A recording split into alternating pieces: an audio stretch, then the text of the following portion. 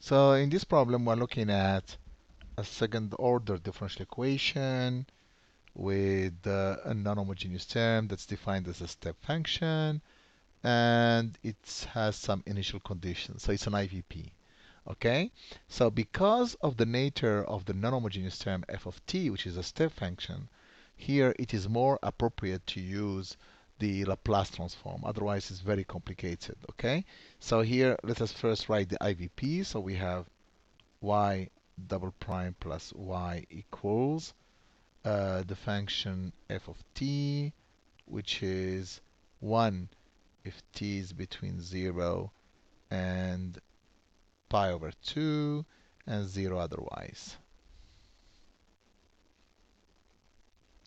And we have the initial conditions, y of 0 equals 0, y prime of 0 equals to 1.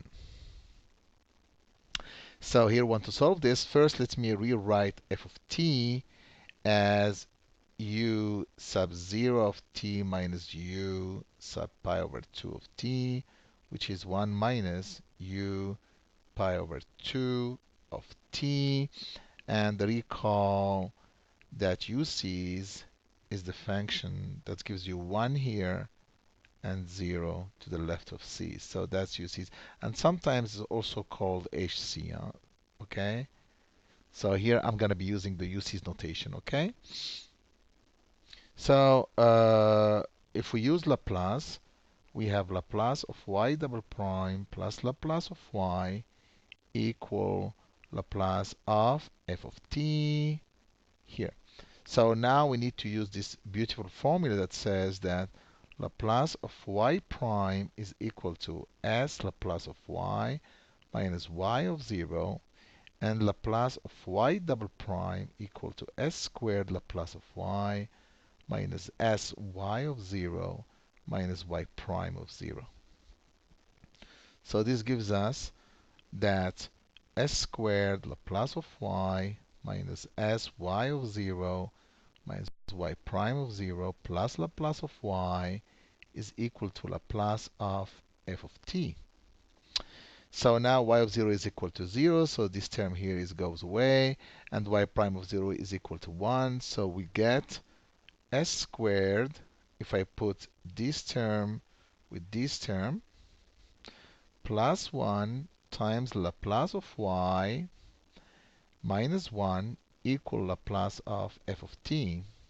So let us take the minus 1 to the other side and then divide by s squared. So we get s squared plus 1 Laplace of y equals 1 plus Laplace of f of t. And now we divide by s squared plus 1 to get 1 over s squared plus 1 plus 1 over s squared plus 1 times Laplace of f of t. So next we need to find the Laplace of f of t. But we said using the uc's that f of t is equal to 1 minus u pi over 2 times t. So Laplace of f of t is going to be Laplace of 1 minus Laplace of uc, which is e minus s pi over 2 over s. So this gives me that the Laplace of y is equal to 1 over s squared plus 1 plus 1 over s squared plus 1 times 1 over s minus e minus s pi over 2 over s. In other words, we found the Laplace of y. The unknown function we are looking for, we found its Laplace. But this we have to come back to be able to find the solution in the temporal space or the temporal universe. So I need to find the inverse Laplace now of the right-hand side to be able to find y. So first we'll go piece by piece. 1 over s squared plus 1, that's sine t. Okay, it's from the table. So next we have this term times this one minus this term times this one. So this gives me, I need to find the inverse Laplace of 1 over s times s squared plus 1. That's the first term. And then I need to find e minus pi over 2s over s times s squared plus 1.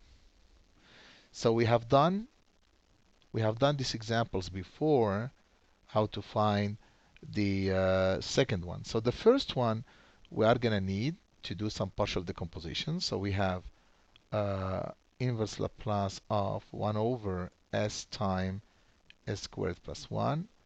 We need to do the partial decomposition over s squared plus 1 because it has complex roots.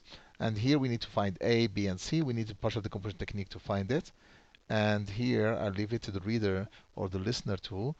A is equal to 1, b is equal to minus 1, and c is equal to 0.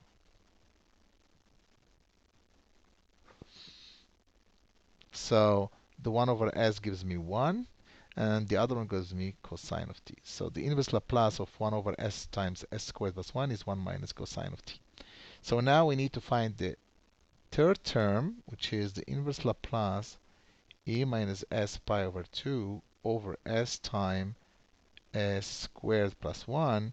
So we ignore the e minus s pi over 2. Okay.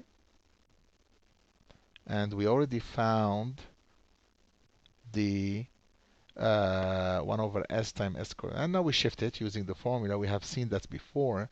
So this is going to be u pi over 2 of t. And then we shift the function t minus pi over 2. Keep in mind that u pi over 2 of t times, using trigonometry, cosine of t minus pi over 2, that's sine of t.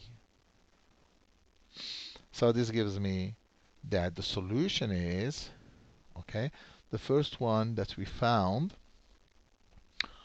so it was sine of t.